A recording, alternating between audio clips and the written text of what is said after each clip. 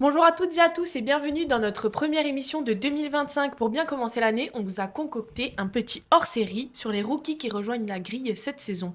Vous avez du mal à vous y retrouver avec tous ces nouveaux noms, pas de panique, on est là pour tout vous expliquer. Avec moi aujourd'hui, Marius, Ça va? Margot, coucou, Lisa Salut! et Victorien. Salut! Et c'est parti pour découvrir ces nouveaux talents prometteurs. Mais avant, c'est impossible de ne pas mentionner la nouvelle de la semaine. Lewis Hamilton a effectué ses premiers tours de roue en rouge. Mercredi matin, sur le circuit de Fiorano, malgré la pluie et le brouillard, le septuple champion du monde a pris le volant d'une Ferrari SF23, donc le modèle de l'année passée, conformément aux réglementations qui interdisent l'utilisation des monoplaces actuelles en dehors des essais officiels. Des centaines de fans et de photographes se sont joints à l'événement pour ce moment historique. Hamilton a également retrouvé son ancienne préparatrice physique Angela Cullen, renforçant ainsi son équipe pour cette nouvelle aventure. Marius et Lisa, quels sont vos ressentis sur ces premiers tours de roue d'Hamilton en rouge? Vas-y, Lisa. C'est gentil, merci. On l'a attendu longtemps parce qu'on a eu la nouvelle quand même en février de l'année dernière, donc ça fait quasiment un an qu'on le sait. Donc certes, bon, les images de la combinaison, enfin de Hamilton en rouge, on les avait déjà vues par les intelligences artificielles, mais ça fait plaisir de voir cette voiture. Alors même si c'est pas la voiture de cette année, ça fait plaisir de voir Hamilton en rouge.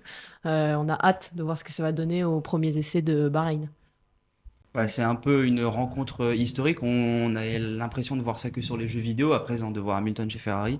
La semaine a commencé avec sa photo devant Maranello, etc. à l'entrée. Et ça a rappelé évidemment les photos iconiques avec Michael Schumacher aussi qui sortait avec Jean Todt, etc. Des photos aussi de Sébastien Vettel. Donc là, ça y est, Hamilton est vraiment pilote Ferrari, ses premiers tours de roue. Même si on ne connaît pas la performance, on a vu toute la ferveur autour de la piste de Fiorano. Donc ça laisse présager que du bon pour ses premiers pas en Formule 1 avec Ferrari. Eh ben, on va commencer avec Jack Doohan pour le rookie, donc un rookie déjà rodé, puisqu'il a déjà disputé un Grand Prix victorien. Oui, c'était lors de la dernière course de la saison 2024 à Abu Dhabi. Il a été chargé de remplacer Esteban Ocon qui a été empêché d'aller jusqu'au bout de son aventure chez Alpine. Donc cette année, l'Australien va faire équipe avec un Pierre Gasly qui débute déjà sa neuvième saison en Formule 1. Ensemble, ils vont tenter de redresser le bilan assez décevant d'Alpine la saison passée. Mais qui est vraiment Jack Doohan, parce qu'on le connaît assez peu en dehors des catégories inférieures du sport automobile. Eh bien, Jack Doohan, il a le sport auto dans le sang, puisque c'est le fils de Mike Doohan qui est quintuple champion du monde de moto. Il a connu plusieurs expériences en F3 et en F2. Donc Doohan passe d'abord par la Formule 3 asiatique en 2019 et en 2020. Ça lui a réussi plutôt bien puisqu'il est deux fois vice-champion du monde. Après vient ensuite la F3 où il s'offre là encore le titre honorifique de vice-champion du monde après sa deuxième saison. C'est après cette saison 2021 de F3 qu'il rejoint le giron Alpine. Les portes de la F2 s'ouvrent alors à lui. Il y dispute deux saisons sous les couleurs de l'équipe Virtuosi. Ses stats sont plutôt honorables avec 6 victoires et 11 podiums en 2 ans, mais il ne parvient pas à remporter le titre de champion. Cela ne l'a pas empêché pourtant de rejoindre la Formule 1 donc pour cette saison 2025. Et pourquoi il est déjà menacé avant même le début de la saison? Eh bien, il est menacé parce qu'Alpine a signé cet hiver un certain Franco Colapinto en tant que pilote de réserve. La saison passée, l'Argentin a remplacé Logan Sargent chez Williams en cours de saison, mais il n'a pas été titularisé pour cette saison 2025. Colapinto, c'est un pilote qui a fait des débuts très prometteurs. Il a impressionné à Bakou avec une huitième place dès sa deuxième course, mais il a aussi eu plusieurs accidents qui ont un petit peu entamé son crédit en Formule 1 et qui expliquent pourquoi il n'occupera qu'un rôle de pilote de réserve. Mais Douane doit être prévenu puisque Colapinto va pousser fort en interne pour revenir le plus tôt possible sur la grille. Un pilote talentueux donc, mais qui devra prouver qu'il mérite sa place au sein d'une grille aussi compétitive. La menace plane déjà et ses performances seront scrutées de près. Margot, penses-tu qu'il sera à la hauteur cette année? Eh ben, s'il garde la tête sur le terrain, comme ça, sur la piste, et le sang-froid, il peut y arriver. Il en a les capacités, donc il doit faire de son mieux, tout simplement. Marius, à toi de nous parler d'Isaac Hadjar à présent. Sa montée en Formule 1 est intrigante, mais sa dernière saison en F2 n'a pas été de tout repos, c'est le moins qu'on puisse dire. Ouais, ça n'aurait échappé à personne. Il a perdu le titre face à Gabriel Bortoleto lors de la dernière course à Abu Dhabi. Malheureux et malchanceux puisqu'il a calé sur la grille de départ, donc avant même au départ de la course, en fait, tous ses espoirs étaient déjà éteints. Et d'ailleurs, il l'a décrit comme un des pires moments de sa vie. Après, il entre en F1, pas évidemment par la grande porte parce qu'il n'est pas champion, mais sa saison, elle reste quand même honorable puisqu'il a longtemps été devant. Il a 4 victoires en course principale. Il a aussi gagné la course sprint à Monaco et fait un podium, il me semble, sur la course principale. Donc, il a quand même eu des week-ends extrêmement solides qui laissent présager du bon. Il a devancé quand même Paul Aron, Victor Martins, même Oli Biermann, on en parlera plus tard, au classement. Donc franchement, Isaac Hadjar a montré quand même une belle saison de Formule 2, il faut le souligner.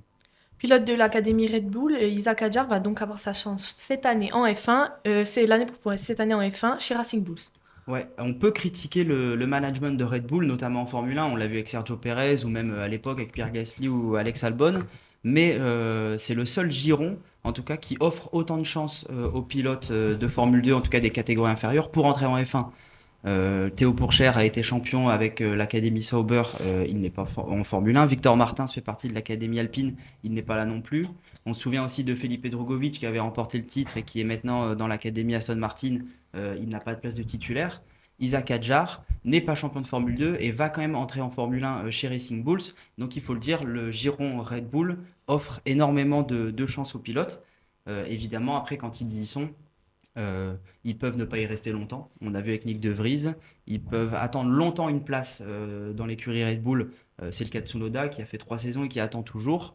Et ils peuvent aussi vite partir de la Formule 1 ou partir de l'écurie. Gasly et Albon n'ont pas fait long feu et ont subi des changements de position. Donc en tout cas, Red Bull permet à Isaac Hadjar de mettre un pied en Formule 1 et il faut le souligner. Et qu'attendre de lui cette saison? Du coup, on imagine que ça va pas être très facile. Non, ça va pas être facile parce qu'il a 20 ans, c'est sa première saison de Formule 1, donc c'est jamais facile, sauf quand on est un crack comme Michael Schumacher ou Max Verstappen ou même Lewis Hamilton. Il n'a pas vraiment d'expérience, là où Oli Biermann a déjà disputé 3 Grands Prix la saison passée en remplacement en Formule 1. Là où Liam Lawson, par exemple, dont on parlera, a fait la dernière partie de saison l'année dernière, donc ils ont de l'expérience que n'a pas Isaac Hadjar. Il va devoir prendre en maturité, mais surtout prendre connaissance de sa voiture. Ça va être assez compliqué au début. Ça change beaucoup de la Formule 2. Il l'a dit dans une interview il y a quelques semaines qu'il avait peur de ses débuts, et c'est normal. Mais il a la bonne mentalité, puisqu'il a tout de suite dit juste après qu'il voulait battre Tsunoda, son coéquipier, et que ça allait être son objectif. Donc en tout cas, il n'a pas forcément l'expérience ou encore la maturité, mais s'il a la mentalité, je pense il a le principal pour débuter en Formule 1. Et Isaac dispose donc cette année d'une chance précieuse, mais son apprentissage ne sera pas de tout repos. Ce jeune Français devra donc montrer très rapidement sa puissance et prouver qu'il a sa place parmi les meilleurs. Lisa, est-ce que tu penses qu'il en sera capable? Alors, je ne vais pas me prononcer trop vite, donc je ne vais pas dire oui ou non, mais on l'espère, parce qu'Isaac Hadjar, c'est une nouvelle chance française dans la Formule 1, ça fait plaisir. On espère voir un jeune qui garde la tête froide, surtout, qui réfléchit sur ses actions, et voilà, peut-être on n'attend pas des coups d'éclat, mais pourquoi pas des top 10 cette saison avec la Visa Cash-App, ça ferait plaisir. Margot, c'est toi qui nous présente Andrea Kimi Antonelli, un nom qui commence déjà à faire vibrer les tifosi italiens. Mercedes a choisi un rookie très jeune cette année. Et oui, Kimi Antonelli, classe 2006, est le petit nouveau de Mercedes, à côté de George Russell. Je dis petit parce que c'est le pilote le plus jeune de la grille 2025. Le natif de Bologne a grimpé les échelons très rapidement, champion en F2 et en Formule régionale. Et il est passé ensuite directement en Formule 2 sans passer par la F3. Toto Wolff a vite compris qu'il était prêt et à peine 18 ans, le voilà lancé dans l'aventure de la Formule 1 à bord de la voiture de Lewis Hamilton. Oui, donc il est installé dans un baquet qui a permis à son prédécesseur de remporter 6 titres. Le rookie porte lourd sur ses épaules. Après une saison en dents de scie en F2, il en sort grandi. Oui, sa saison 2024 avec Prema Racing n'a pas été toute rose. Il termine la saison 6e, avec un peu de problèmes. N'a pas été tout tranquille pour lui. La première moitié de l'année a commencé par des coups durs dès le premier Grand Prix de la saison en Bahreïn, après avoir eu un contact avec Victor Martins dès le premier virage. À Monaco, il a frôlé l'exploit avant de voir s'envoler sa victoire à cause d'un mauvais arrêt au stand. Euh, L'Italien a dû apprendre à gérer la pression, euh, mais il a aussi montré une maturité impressionnante pour son âge. Il a marqué des points, il a appris vite et il a offert des moments inoubliables. On rappelle une performance inoubliable à Silverstone avec sa victoire et aussi un duel épique contre Franco Colapinto à Spa lors d'un dépassement sur eau rouge. Aujourd'hui, sa présence annonce donc une nouvelle ère pour les flèches d'argent. On l'attend de le voir en pleine action. Le talent brut et la maturité précoce de Kimi seront donc des atouts majeurs cette saison pour lui, mais le prodige italien ne manquera pas d'être mis à rude épreuve cette année. Victorien, impatient de voir Kimi à l'œuvre. Oui, j'ai hâte de le voir à l'œuvre. Bon, il va pas avoir la tâche facile de succéder à la légende Hamilton. En plus, ouais, c'est vrai qu'il est tout jeune, comme tu as dit, il a 18 ans, donc il va falloir qu'il résiste à la pression, mais ça va être ouais, l'un des enseignements de cette saison, savoir s'il va résister à cette pression. Donc ça va être intéressant de le voir des Bahreïn. De l'Italie au Brésil à présent, avec Lisa, Gabriel Bortoleto, titré dès sa première saison à F2, arrive chez Stake F1 cette année à seulement 20 ans. Un sacré parcours pour le Brésilien. Et oui, on l'a vu, Gabriel Bortoleto, c'est réellement un sans faute depuis 2 ans. Il obtient ce titre de champion de Formule 2. La saison d'avant, il avait celui de champion de Formule 3. Et il arrive chez Steck, effectivement. Il a prouvé que ses exploits, c'était pas le fruit du hasard, mais bien d'un travail acharné. En 2024, il pilotait chez Invicta Racing. Il a eu un début de saison en demi-teinte, assez nuancé, même pas terrible. Mais il récupère un titre donc à la lutte face à Isaac Adjar, à pas grand-chose. Et il en est très content et très méritant. Et si on devait retenir une course cette saison de Bortoleto, ce serait laquelle? Si on devait en retenir qu'une seule, ce serait Monza. Ça a réellement été la course bascule de sa saison. Il part avec 38 points de retard sur Isaac Adjar. Il fait une erreur en qualification, donc il part dernier des 2 courses, de la course sprint et de la course principale. Et pourtant, il gagne les 2 courses. C'est là la preuve de la maîtrise de ce pilote qui a gardé la tête froide et qui a su profiter des opportunités quand il le fallait. Il sera donc aux côtés de Nico Hülkenberg cette saison. Oui. Son contrat la durée n'a pas été précisée, donc il sera également chez Audi les années suivantes. Il débarque donc en F1 avec une impressionnante constance et une mentalité de gagnant. Donc aux côtés de Nico Hülkenberg, il devra faire preuve de la même maîtrise pour s'imposer dans une équipe en reconstruction. Marius, penses-tu que Bortoleto parviendra à prouver l'étendue de son talent avec cette écurie fragile sur le papier? Je pense que oui, parce que de toute façon, quand un rookie en première saison de Formule 2 arrive à gagner le titre, généralement, ça lui donne accès à la Formule 1 et à de grands succès pour sa carrière. Après, effectivement, il va évoluer dans un environnement qui va peut-être pas être le meilleur. Dans une fin d'écurie Sauber Stake et le début d'Audi, on ne sait pas vraiment encore comment ça va se passer au niveau de la passation entre les certains départements, etc. de l'écurie. L'avantage qu'il a, c'est d'avoir Nico Hülkenberg quand même à ses côtés. Il va pouvoir beaucoup apprendre. Même Nico Hülkenberg, il a quand même une carrière de plus de 15 ans derrière lui. Même s'il n'est pas forcément couronné de succès en Formule 1, il a beaucoup d'expérience, de bons résultats. Donc je pense que ça va être un atout important pour Bortoleto. On va parler maintenant d'Oliver Biermann, toujours avec toi Marius. Moins de surprise ici puisqu'il a déjà acquis un peu d'expérience en Formule 1. Ouais, sa saison de F2, en plus, elle peut être critiquable et je pense qu'il faut la critiquer parce qu'elle a pas été bonne. L'année dernière, on a vu Oli Biermann en tant que rookie faire des merveilles et justement se battre pour le titre jusque dans les derniers Grands Prix, même s'il est resté à bonne distance. Donc cette année, évidemment, c'était le concurrent avec d'autres, mais c'était le pilote de qui on attendait vraiment beaucoup de choses et donc le titre. Effectivement, il a loupé des grands prix et ça on en verra. Enfin, il a loupé des week-ends de Formule 2, pardon, parce qu'il a disputé des grands prix avec des écuries de Formule 1 et Margot en parlera. Néanmoins, quand il était en Formule 2, on a l'impression qu'il n'était pas vraiment là. Il fait 12e au classement final, c'est quand même vraiment loin. Et puis, il a des week-ends où il s'est vraiment manqué, même parfois concurrencé par son coéquipier Kimi Antonelli, dont on a parlé. Alors même si la Prema n'était pas au même niveau que les années précédentes, les voitures sont quand même à des performances rapprochées. Donc oui, c'est une saison décevante, mais il a prouvé que même avec une saison décevante, on pouvait accéder en Formule 1. Et il l'a prouvé d'ailleurs sur les chances qui lui ont été données en Formule 1 qu'il avait le niveau. Qu'attendre de lui, du coup, cette saison, Margot? Eh ben, il avait déjà monté, comme il a dit Marius, une voiture de Formule 1, en particulier tout d'abord la Ferrari de Sainz lorsqu'il était malade. Un résultat incroyable pour ce jeune rookie à l'époque. Il a fait une 7e place et des points pour sa première compétition en Formule 1. Pas mal donc pour un jeune débutant comme lui.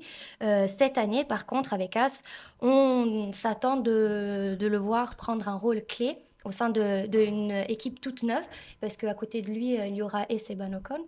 Et par contre, Berman a montré qu'il sait gérer la pression quand même, parce qu'il a disputé en F2 et en F1 en même moment. On rappelle aussi qu'il a remplacé à plusieurs reprises Magnussen. Ses performances n'étaient pas des meilleures, mais aussi limitées par une voiture comme celle de Haas. Par contre, cette année, il aura l'opportunité de se mesurer à la concurrence et surtout d'affirmer son potentiel. Si tout se passe bien, on pourrait le voir, je crois, se rapprocher des points et aussi des performances sur plusieurs Grands Prix. En 2025, il devra donc montrer qu'il est prêt à franchir un cap supplémentaire. Lisa, que devra-t-il faire selon toi pour se démarquer davantage? Ça va être compliqué parce qu'on a quand même des rookies qui sont très jeunes et qui sont très bien préparés, des gros résultats au sein des catégories dans lesquelles ils ont couru, même pour Birman, en Formule 1 sur les Grands Prix qu'il a déjà fait, qui ont un nombre d'heures de simulateur qui est incalculable et qui ont déjà fait des essais privés.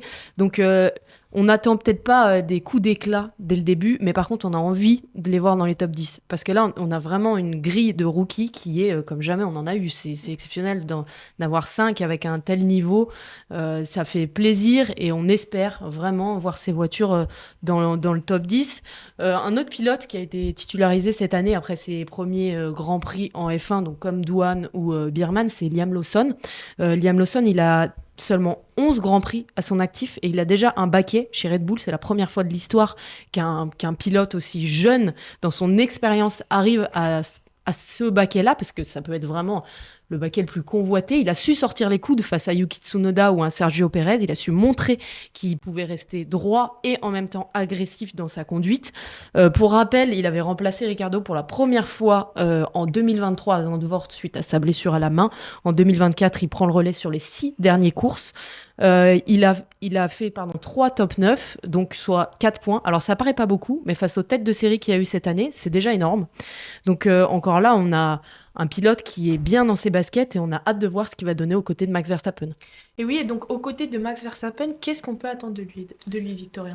Oui, Liam Lawson, il va avoir l'honneur de faire équipe avec un quadruple champion du monde en titre. Alors la comparaison elle peut vite être terrible pour le néo-zélandais, comme on l'a vu avec Perez.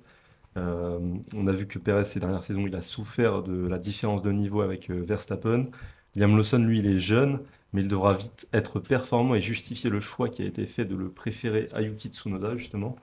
Et Lawson devra réussir là où Perez a échoué, c'est-à-dire aider Red Bull à reconquérir le titre de champion constructeur. C'est l'ampleur de la tâche qui attend Liam Lawson dans ce second baquet Red Bull, qui a réussi à peu de pilotes. Eh bien, merci à tous et à toutes pour vos analyses aujourd'hui, toujours aussi précises et passionnantes. Maintenant, place à un petit peu de fun. On passe avec le quiz spécial rookie pour tester vos connaissances. Donc, je vais juste vous donner une petite phrase qui décrit un d'entre eux et vous allez devoir trouver duquel il s'agit. Ok. On en a parlé aujourd'hui, les rookies. Oui, C'est pas c'est non, dans non, les c'est- 5. c'est- oui, voilà. Donc, je suis. On va pas le avoir une plus phrase jeune- d'Alonso. Je suis le plus jeune pilote de la grille en 2025. Kimi. Antonelli. Ça va être impossible à dire. C'est Marius. Donne-le pas à Marius. Quel rookie a déclaré qu'il avait peur de ses débuts en Zach Formule 1? Attar. Plus Margot. Plus Margot. Ok. Donc Margot, un Marius. J'ai remporté le titre de F2 Pierre à Bortoletto. Il est parti avant. Allez, Victorien. J'ai déjà 3 grands prix à mon actif en Birman. F1, mais je débute officiellement cette saison. Marius. Et le C'est dernier, trop rapide. Douane. Enfin, Quoi, On non me considère comme un rookie, mais j'ai déjà Lawson. bossé en fin de Lawson. saison Lawson. 2024. Il n'y a pas de question sur Jacques Douane. Eh non, je les boycotte. Allez, hop. Et bien voilà, c'est une fin d'émission. Merci à tous pour vos réponses. C'est donc Marius le grand gagnant. Comme d'habitude. Comme t'as Ah, fait pas une grande, ça va. grande surprise. Et bien à bientôt pour la prochaine émission. Restez connectés. Merci. Merci, à bientôt, au revoir.